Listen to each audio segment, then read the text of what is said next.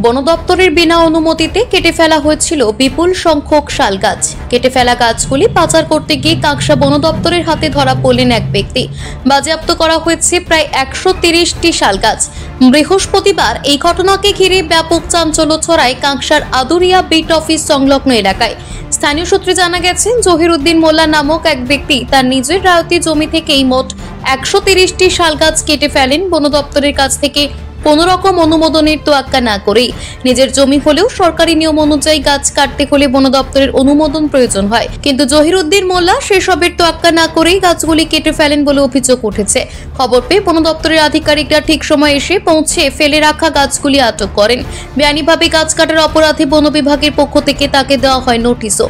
কাঁকসা বন বিভাগের রেঞ্জার প্রণব কুমার দাস বলেন, গাছ কাটার অনুমতি নেননি সংশ্লিষ্ট ব্যক্তি, তাই তাকে আইনি নোটিশ দেওয়া হয়েছে। বাজেয়াপ্ত করা হয়েছে কেটে ফেলা গাছগুলিও। তিনি বলেন, জমি নিজের হলেও সেই জমিতে জন্মানো গাছ কাটার অধিকার জমির মালিকের থাকে না। জহিরউদ্দিন মোল্লা নামক ওই ব্যক্তি আইন লঙ্ঘন করেছেন, সে কারণেই তার বিরুদ্ধে আইনি প্রক্রিয়া শুরু হয়েছে। প্রশ্ন উঠেছে, একসঙ্গে এত বিপুল সংখ্যক গাছ কাটা হওয়ার সময় বন দপ্তরের কেন তা নজরে এলো না? তবে কি এলাকার কোনো প্রভাবশালী নেতার কাছে অভয় পেয়ে এতগুলি গাছ কেটে তা পাচার করার চেষ্টা করেছিলেন ওই ব্যক্তি? ওকে নোটিশ করেছি, আর লিগ্যাল যে অ্যাকশন হবে সেটা আমরা পরবর্তীতে করব। নোটিশ দেওয়া হয়েছে।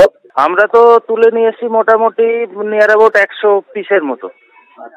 130, 120-30 টাকা কাউন্টিং চলছে, মানে চলছে এখনো। পারমিশন তো নেই, ওই জন্য গাছ আপনার, কিন্তু ফেলিং পারমিশন তো গভর্নমেন্ট থেকে দেওয়া হচ্ছে না, তো সেই জন্যই ওর এগেনস্টে আমরা ব্যবস্থা নিই।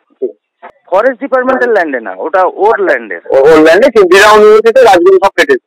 হ্যাঁ, ওটাই আমরা এখন ইনকোয়ারি করছি। ঠিক আছে। কাঁকসা থেকে সনাতন গড়াইয়ের রিপোর্ট, টিভি নিউজ 10।